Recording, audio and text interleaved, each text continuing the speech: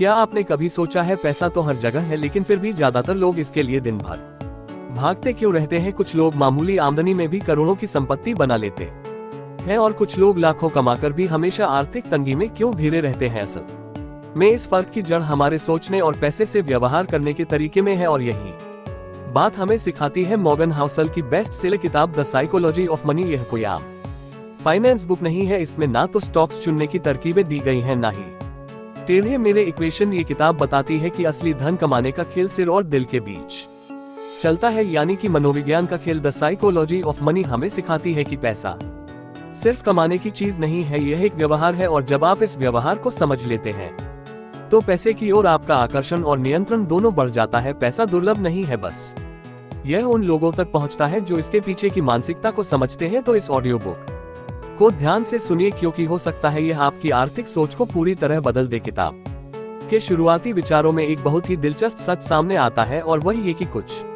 लोग बहुत ज्यादा पैसा कमाकर भी सामान्य जीवन जीते हैं, जबकि कुछ लोग कम आमदनी में भी लंबे समय में करोड़पति बन जाते हैं। क्योंकि धन का निर्माण आदतों से होता है, ना कि सिर्फ आमदनी से। आप अभी इस समय जो भी पैसे से जुड़े फैसले ले रहे हैं वह आपके आने वाले कई सालों की आर्थिक तस्वीर तय करेंगे। तो क्यों ना अभी से समझे कि पैसा काम कैसे करता है और कैसे हम इसे अपने पक्ष में मोड़ सकते हैं। मॉर्गन हाउसेल कहते हैं कि पैसे से सफलता का आपके स्मार्ट होने से बहुत कम लेना देना है, और आपके व्यवहार से बहुत ज्यादा। बहुत सारी फाइनेंस किताबें आपको बताएंगी कि शेयर बाजार कैसे काम करता है, रिटर्न कैसे मिलता है, पोर्टफोलियो कैसे बनाए, लेकिन यह किताब एक कदम पीछे जाकर पूछती है, आप पैसा क्यों चाहते हैं, आप उसके साथ क्या करना चाहते हैं, और आप पैसे को लेकर सोचते कैसे हैं। इस किताब में कुछ भी जटिल नहीं है, लेकिन हर बात गहरी है। आपको टेक्निकल जानकारी की जरूरत नहीं है, आपको बस समझना है कि लालच कैसे काम करता है, डर क्यों हमारे फैसलों पर हावी हो जाता है, और भविष्य की अनिश्चितता हमारे सोचने के तरीके को कैसे बदल देती है। और यह बातें जानना इसीलिए जरूरी है क्योंकि चाहे आप कितने भी होशियार क्यों ना हो, अगर आपने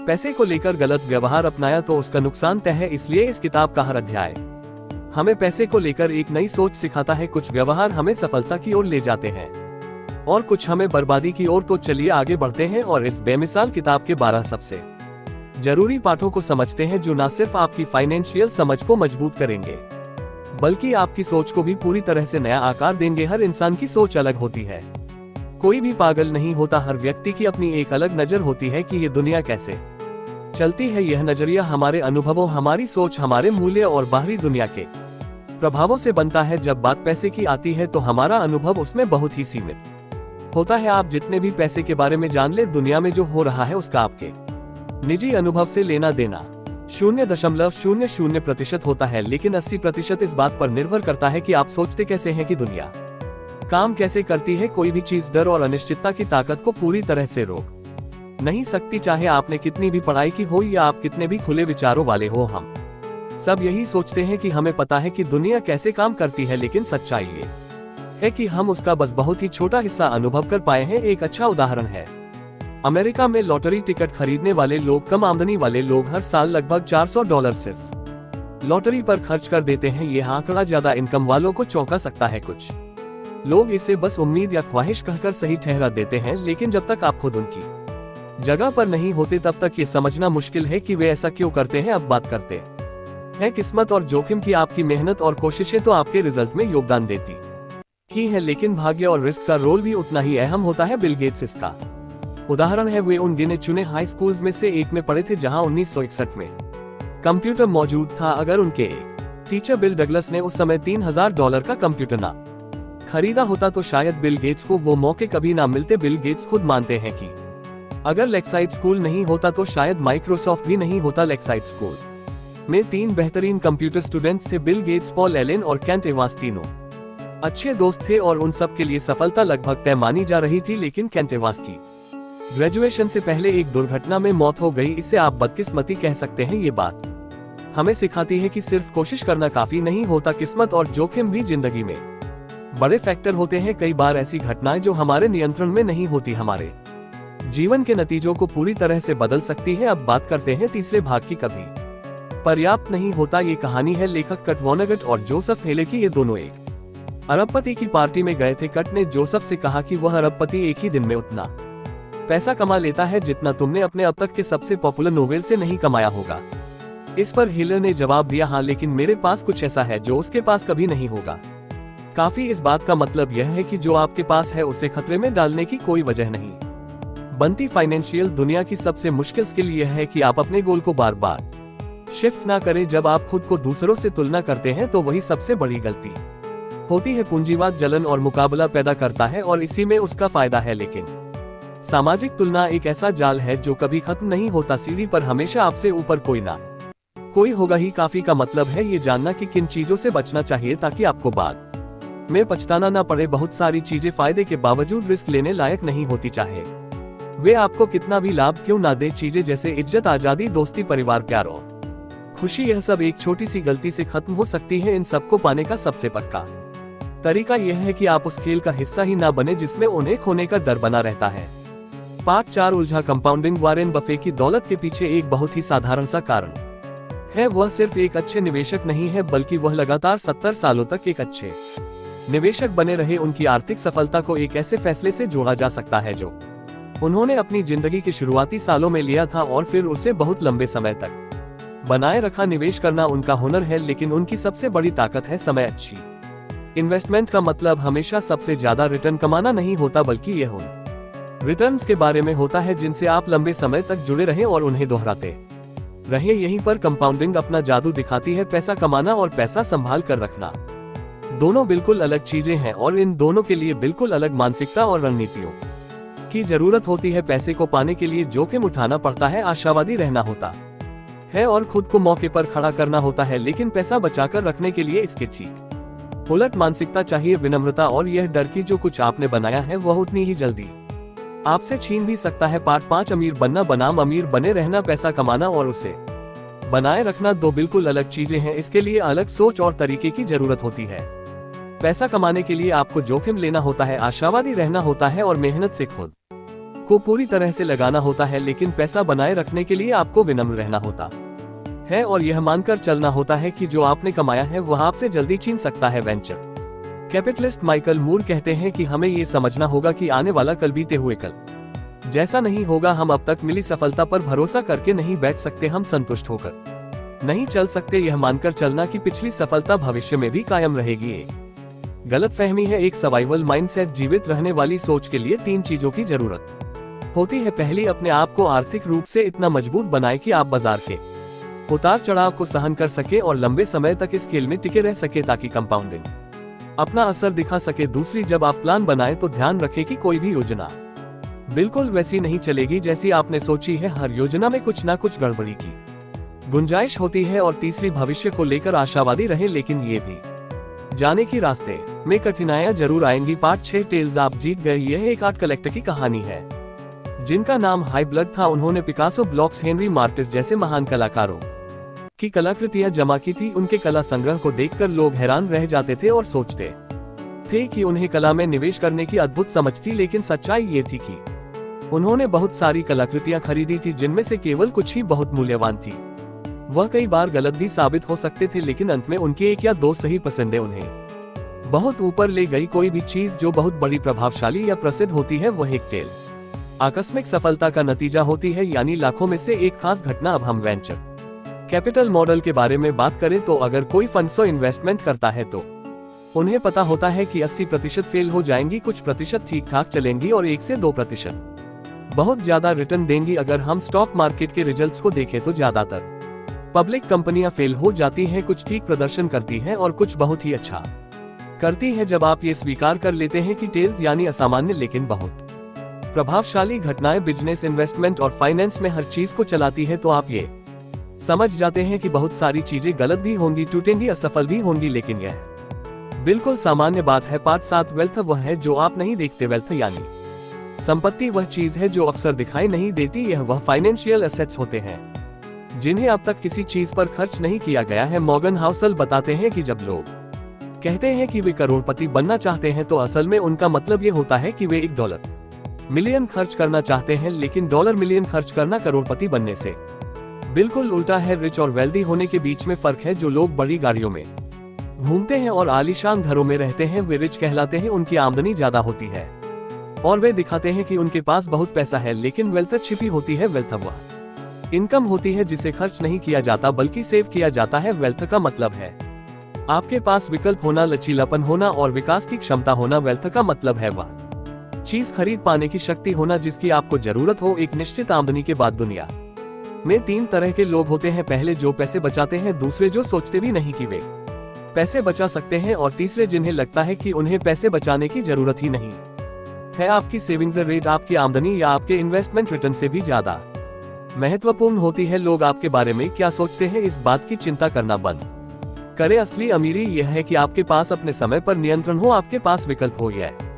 दुनिया की सबसे कीमती करेंसी है। पार्ट 9 उचित, तर्कसंगत और गलती की गुंजाइश। पैसे से जुड़े निर्णय लेते समय जरूरी नहीं कि आप बिल्कुल तटस्थ या ठंडे दिमाग से सोए, बल्कि उचित और वाजिब बनना ज्यादा जरूरी है। यथार्थवादी होना आपको लंबे समय तक टिकने में मदद करता है, और आखिर में वही सबसे ज्यादा मायने रखता है। पैसा कमाने की संभावना समय के साथ बढ़ती जाती है। राजनीतिक वैज्ञानिक स्कॉट सेगेंजर कहते हैं, चीजें जो पहले कभी नहीं हुई वह हर समय होती रहती हैं, यानी हमेशा नए और अनजाने हालात सामने आते हैं। इसलिए बीते समय की सफलता ये गारंटी नहीं होती कि आने वाला कल भी उतना ही अच्छा होगा। ब्लैक जैक या पोकर जैसे खेलों के खिलाड़ी यह बात समझते हैं कि वे निश्चित जीत नहीं बल्कि संभावनाओं पर खेलते हैं। इसी तरह सबसे बेहतर फाइनेंशियल प्लान वह होता है जिसमें उन चीजों के लिए भी तैयारी की जाती है जो प्लान के मुताबिक नहीं होती। इसे गलती के लिए जगह भी कहा जाता है। ये दुनिया अनिश्चितताओं से भरी है, इसलिए सुरक्षित रहने का यही एक तरीका है। आप भविष्य को नहीं देख सकते, इसलिए उस अनदेखे को लेकर तैयार रहना मुश्किल है, लेकिन आप कुछ चीजें कर सकते हैं, जैसे फेलियर के एक ही बड़े कारण से बचना और उसका असर कम करना। सबसे बड़ी गलती यह होती है कि आप अपनी जरूरतों और खर्चों के लिए सिर्फ एक आमदनी के स्रोत पर निर्भर रहते हैं, वह भी बिना सेविंग्स के। इसीलिए बुरे दिनों के लिए फंड बनाना एक समझदारी भरा कदम है। उन चीजों के लिए पैसा बचाइए जो अनुमान के बाहर होती है। पार्ट 10 आप बदल जाएंगे। हम अपने भविष्य के खुद के रूप का बहुत खराब अंदाजा लगाते हैं। आज जो हमारी जरूरतें और इच्छाएं हैं वही कल भी होंगी। ऐसा नहीं होता। लॉन्ग टर्म के लिए सोचना और सही निर्णय लेना बेहद कठिन होता है। इस सच्चाई को स्वीकार करना जरूरी है कि इंसान का स्वभाव ही है बदलना। आज जो चीज आपके लिए मायने रखती है, संभव है कि आने वाले सालों में उसका कोई मतलब ही न रह जाए। डूबा हुआ लागत यानी संक कॉस्ट वह खर्च होता है जो अतीत में हो चुका है और अब उसकी भरपाई नहीं की जा सकती, लेकिन हम उसी पुराने फैसले को आगे बढ़ाते रहते हैं। ऐसा करना ठीक नहीं, क्योंकि यह आपके भविष्य को आपके अतीत का गुलाम बना देता है। कल्पना कीजिए कि आपने किसी बिजनेस में इन्वेस्ट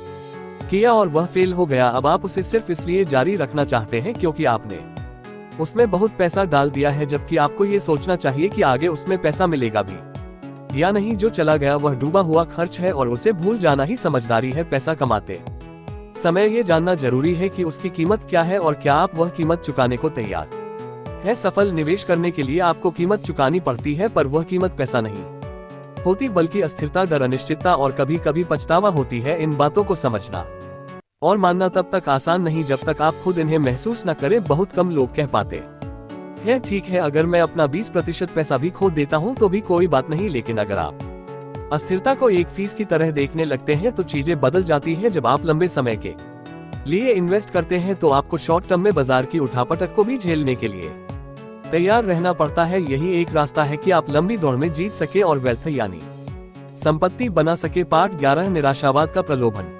नकारात्मक सोच यानी नेगेटिव थिंकिंग सिर्फ इसलिए आम नहीं है क्योंकि लोग स्वाभाविक रूप से निराशावादी होते हैं, बल्कि इसलिए भी क्योंकि यह सकारात्मक सोच की तुलना में ज्यादा स्मार्ट और बुद्धिमत्ता भरी लगती है। नेगेटिव सोच का एक अलग ही आकर्षण होता है। यह इंसान को ऐसा महसूस कराता है कि वह हालात को ज्यादा गहराई से समझ रहा है। जब आप किसी को ये कहते हैं कि सब कुछ ठीक हो जाएगा तो लोग या तो आपको अनदेखा कर देते हैं या आपको अजीब निगाहों से देखने लगते हैं, लेकिन जब आप किसी को बताते हैं कि खतरा है तो लोग आपकी बात को गंभीरता से सुनते हैं और उस पर ध्यान भी देते हैं।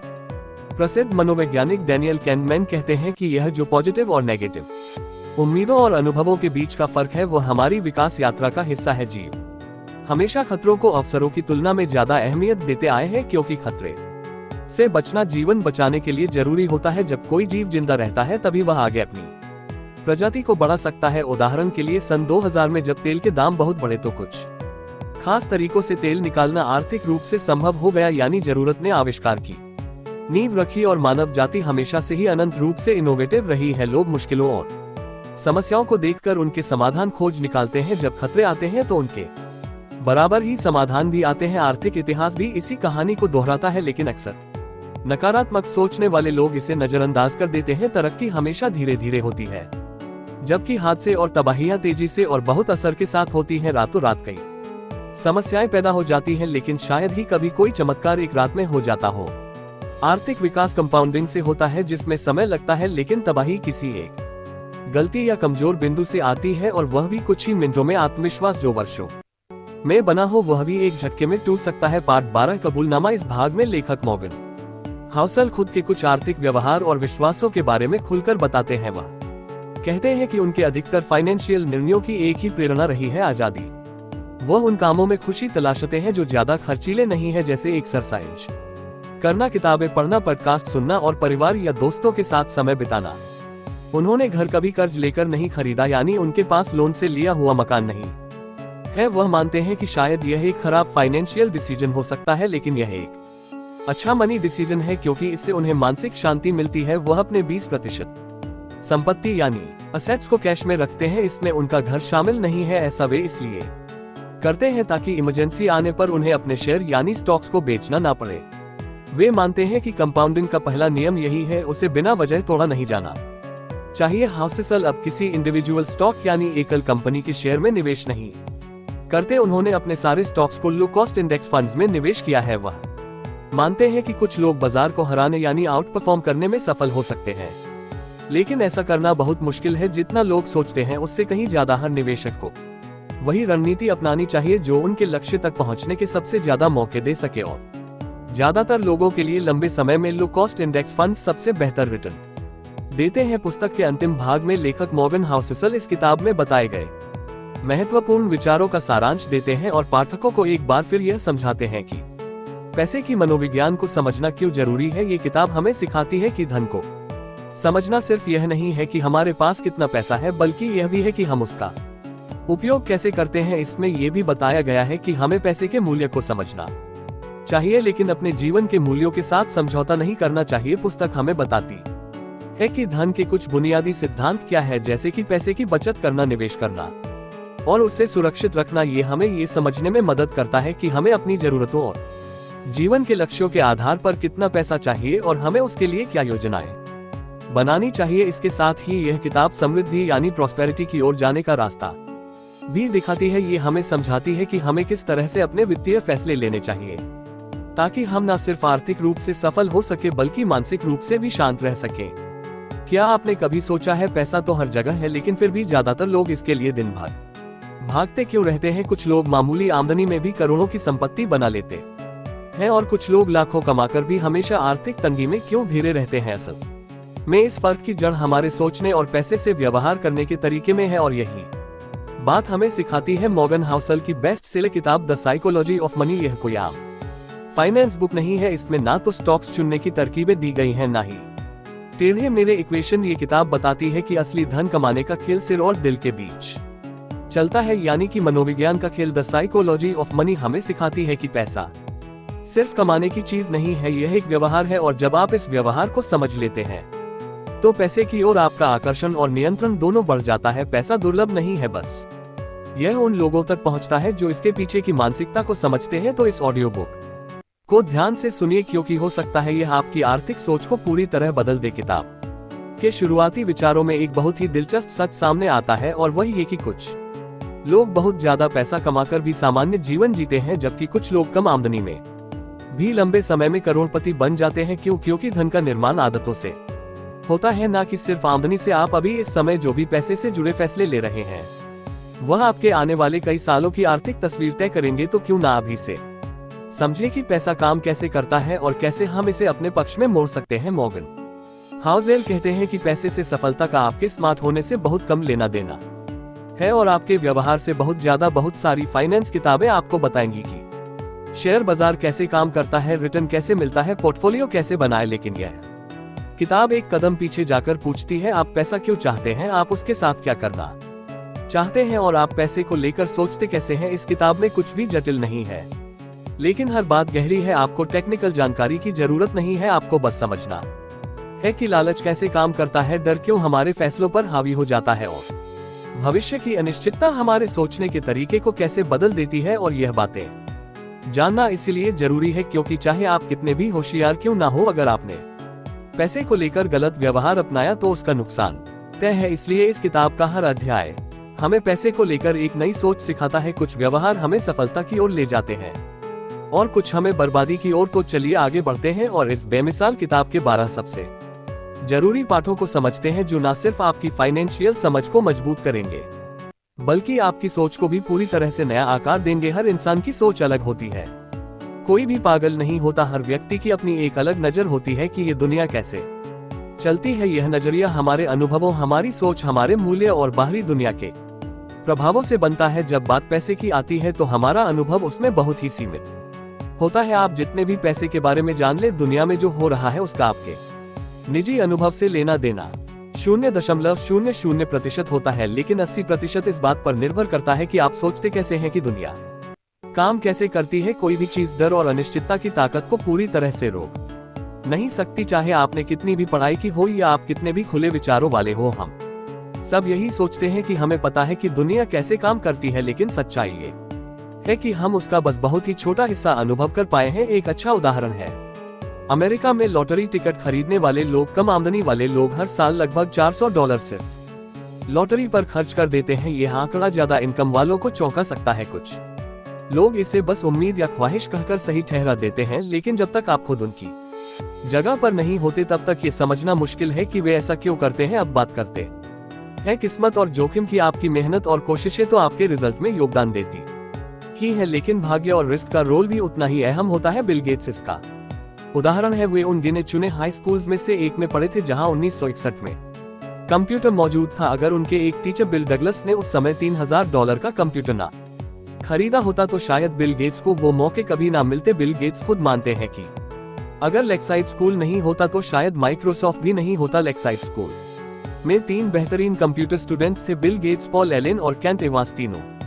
अच्छे दोस्त थे और उन सब के लिए सफलता लगभग तय मानी जा रही थी, लेकिन केंट एवांस की ग्रेजुएशन से पहले एक दुर्घटना में मौत हो गई। इसे आप बदकिस्मती कह सकते हैं। ये बात हमें सिखाती है कि सिर्फ कोशिश करना काफी नहीं होता, किस्मत और जोखिम भी जिंदगी में बड़े फैक्टर होते हैं। कई बार ऐसी घटनाएं जो हमारे नियंत्रण में नहीं होती हमारे जीवन के नतीजों को पूरी तरह से बदल सकती है। अब बात करते हैं तीसरे भाग की, कभी पर्याप्त नहीं होता। ये कहानी है लेखक कट वॉनेगट और जोसेफ हेले की। ये दोनों एक अरबपति की पार्टी में गए थे। कट ने जोसेफ से कहा कि वह अरबपति एक ही दिन में उतना पैसा कमा लेता है जितना तुमने अपने अब तक के सबसे पॉपुलर नोवेल से नहीं कमाया होगा।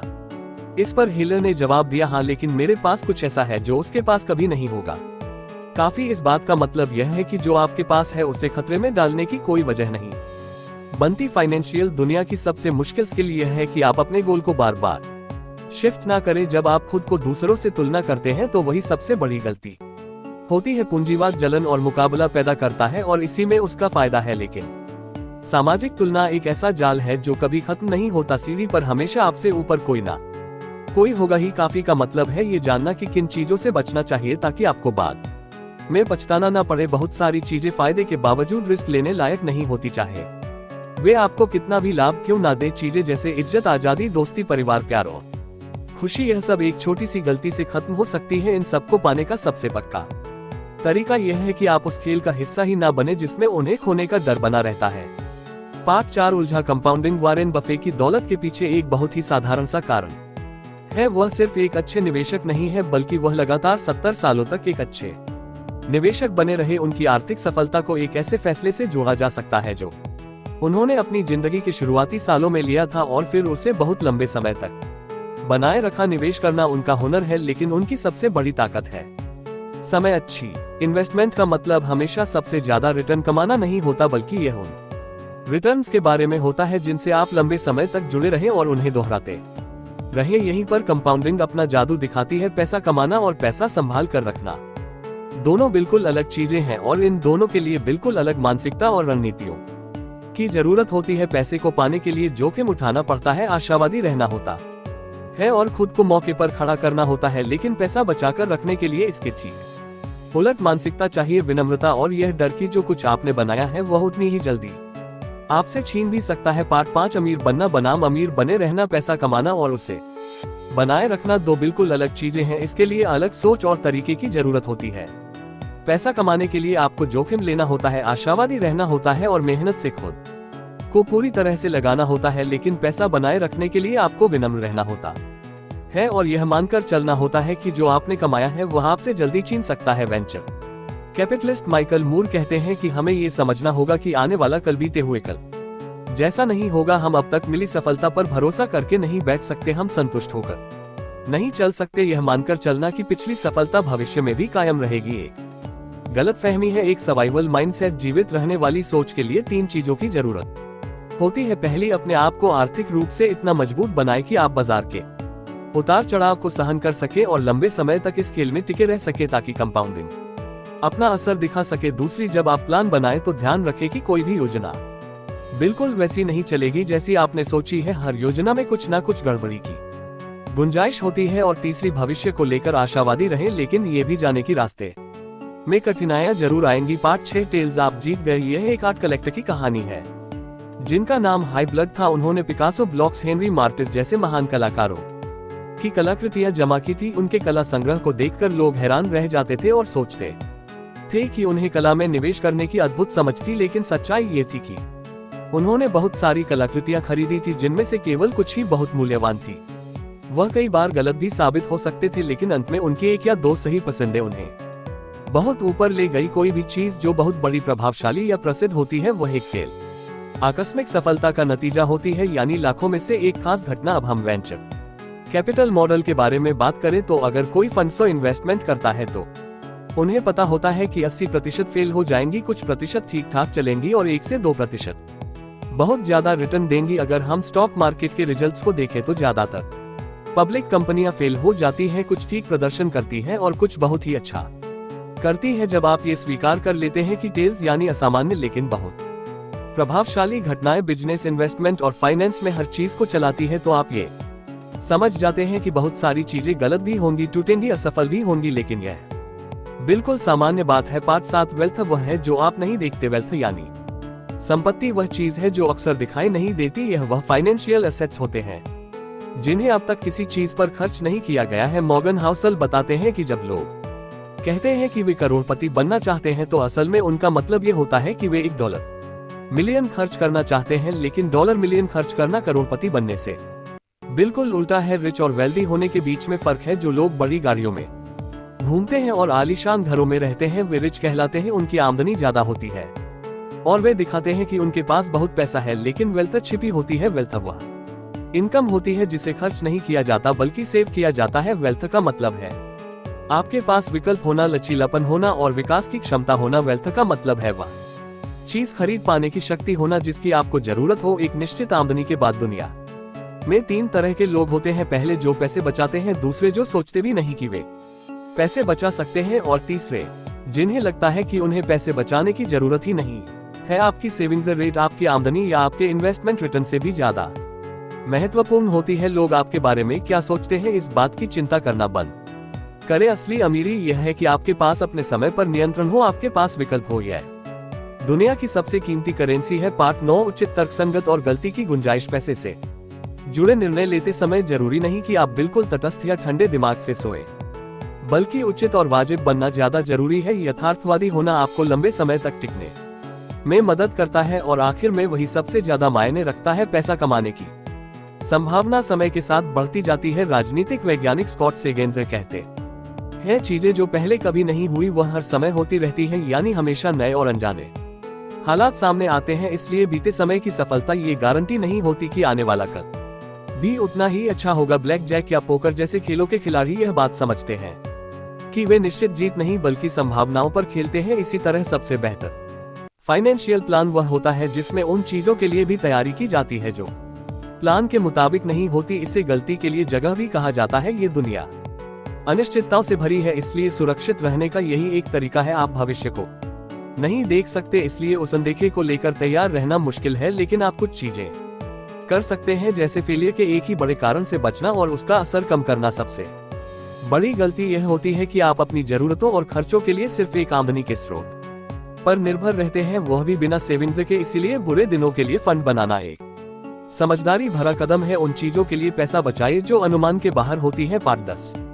आप बदल जाएंगे। हम अपने भविष्य के खुद के रूप का बहुत खराब अंदाजा लगाते हैं। आज जो हमारी जरूरतें और इच्छाएं हैं वही कल भी होंगी, ऐसा नहीं होता। लॉन्ग टर्म के लिए सोचना और सही निर्णय लेना बेहद कठिन होता है। इस सच्चाई को स्वीकार करना जरूरी है कि इंसान का स्वभाव ही है बदलना। आज जो चीज आपके लिए मायने रखती है, संभव है कि आने वाले सालों में उसका कोई मतलब ही न रह जाए। डूबा हुआ लागत यानी संक कॉस्ट वह खर्च होता है जो अतीत में हो चुका है और अब उसकी भरपाई नहीं की जा सकती, लेकिन हम उसी पुराने फैसले को आगे बढ़ाते रहते हैं। ऐसा करना ठीक नहीं, क्योंकि यह आपके भविष्य को आपके अतीत का गुलाम बना देता है। कल्पना कीजिए कि आपने किसी बिजनेस में इन्वेस्ट किया और वह फेल हो गया। अब आप उसे सिर्फ इसलिए जारी रखना चाहते हैं क्योंकि आपने उसमें बहुत पैसा डाल दिया है, जबकि आपको ये सोचना चाहिए कि आगे उसमें पैसा मिलेगा भी या नहीं। जो चला गया वह डूबा हुआ खर्च है और उसे भूल जाना ही समझदारी है। पैसा कमाते समय ये जानना जरूरी है कि उसकी कीमत क्या है और क्या आप वह कीमत चुकाने को तैयार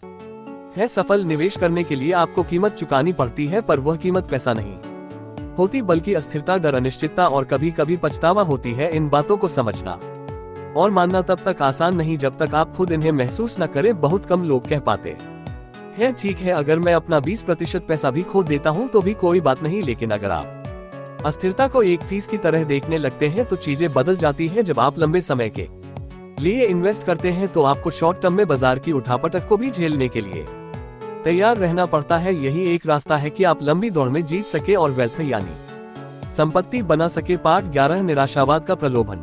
नकारात्मक सोच यानी नेगेटिव थिंकिंग सिर्फ इसलिए आम नहीं है क्योंकि लोग स्वाभाविक रूप से निराशावादी होते हैं, बल्कि इसलिए भी क्योंकि यह सकारात्मक सोच की तुलना में ज्यादा स्मार्ट और बुद्धिमत्ता भरी लगती है। नेगेटिव सोच का एक अलग ही आकर्षण होता है। यह इंसान को ऐसा महसूस कराता है कि वह हालात को ज्यादा गहराई से समझ रहा है। जब आप किसी को ये कहते हैं कि सब कुछ ठीक हो जाएगा तो लोग या तो आपको अनदेखा कर देते हैं या आपको अजीब निगाहों से देखने लगते हैं। लेकिन जब आप किसी को बताते हैं कि खतरा है तो लोग आपकी बात को गंभीरता से सुनते हैं और उस पर ध्यान भी देते हैं।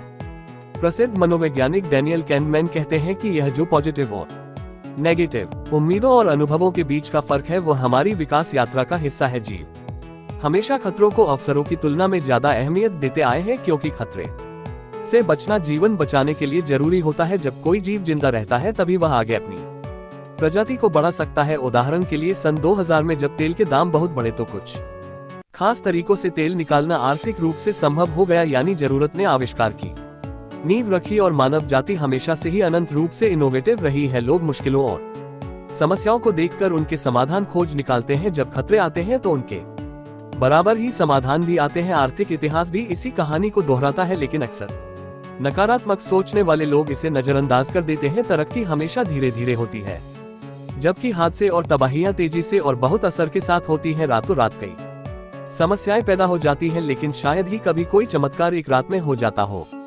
आर्थिक विकास कंपाउंडिंग से होता है, जिसमें समय लगता है, लेकिन तबाही किसी एक गलती या कमजोर बिंदु से आती है, और वह भी कुछ ही मिनटों में। आत्मविश्वास जो वर्षों में बना हो वह भी एक झटके में टूट सकता है। पार्ट 12। कबूलनामा। इस भाग में लेखक मॉर्गन हाउसल खुद के कुछ आर्थिक व्यवहार और विश्वासों के बारे में खुलकर बताते हैं। वह कहते हैं कि उनके अधिकतर फाइनेंशियल निर्णयों की एक ही प्रेरणा रही है, आजादी। वह उन कामों में खुशी तलाशते हैं जो ज्यादा खर्चीले नहीं है, जैसे एक्सरसाइज करना, किताबें पढ़ना, पॉडकास्ट सुनना और परिवार या दोस्तों के साथ समय बिताना। उन्होंने घर कभी कर्ज लेकर नहीं खरीदा, यानी उनके पास लोन से लिया हुआ मकान नहीं है। वह मानते हैं कि शायद यह एक खराब फाइनेंशियल डिसीजन हो सकता है, लेकिन यह एक अच्छा मनी डिसीजन है, क्योंकि इससे उन्हें मानसिक शांति मिलती है। वह अपने 20% संपत्ति यानी एसेट्स को कैश में रखते हैं। इसमें उनका घर शामिल नहीं है। ऐसा वे इसलिए करते हैं ताकि इमरजेंसी आने पर उन्हें अपने शेयर यानी स्टॉक्स को बेचना ना पड़े। वे मानते हैं कि कंपाउंडिंग का पहला नियम यही है, उसे बिना वजह तोड़ा नहीं जाना चाहिए। हाउसल अब किसी इंडिविजुअल स्टॉक यानी एकल कंपनी के शेयर में निवेश नहीं करते। उन्होंने अपने सारे स्टॉक्स को लो कॉस्ट इंडेक्स फंड्स में निवेश किया है। वह मानते हैं कि कुछ लोग बाजार को हराने यानी आउट परफॉर्म करने में सफल हो सकते हैं, लेकिन ऐसा करना बहुत मुश्किल है। जितना लोग सोचते हैं उससे कहीं ज्यादा हर निवेशक को वही रणनीति अपनानी चाहिए जो उनके लक्ष्य तक पहुंचने के सबसे ज्यादा मौके दे सके, और ज्यादातर लोगों के लिए लंबे समय में लो कॉस्ट इंडेक्स फंड सबसे बेहतर रिटर्न देते हैं। पुस्तक के अंतिम भाग में लेखक मॉर्गन हाउसल इस किताब में बताए गए महत्वपूर्ण विचारों का सारांश देते हैं और पाठकों को एक बार फिर यह समझाते हैं कि पैसे की मनोविज्ञान को समझना क्यों जरूरी है। ये किताब हमें सिखाती है कि धन को समझना सिर्फ यह नहीं है कि हमारे पास कितना पैसा है, बल्कि यह भी है कि हम उसका उपयोग कैसे करते हैं। इसमें यह भी बताया गया है कि हमें पैसे के मूल्य को समझना चाहिए, लेकिन अपने जीवन के मूल्यों के साथ समझौता नहीं करना चाहिए। पुस्तक हमें बताती है कि धन के कुछ बुनियादी सिद्धांत क्या है, जैसे कि पैसे की बचत करना, निवेश करना और उसे सुरक्षित रखना। ये हमें ये समझने में मदद करता है कि हमें अपनी जरूरतों और जीवन के लक्ष्यों के आधार पर कितना पैसा चाहिए और हमें उसके लिए क्या योजनाएं बनानी चाहिए। इसके साथ ही यह किताब समृद्धि यानी प्रॉस्पेरिटी की ओर जाने का रास्ता भी दिखाती है। ये हमें समझाती है कि हमें किस तरह से अपने वित्तीय फैसले लेने चाहिए, ताकि हम न सिर्फ आर्थिक रूप से सफल हो सके, बल्कि मानसिक रूप से भी शांत रह सकें।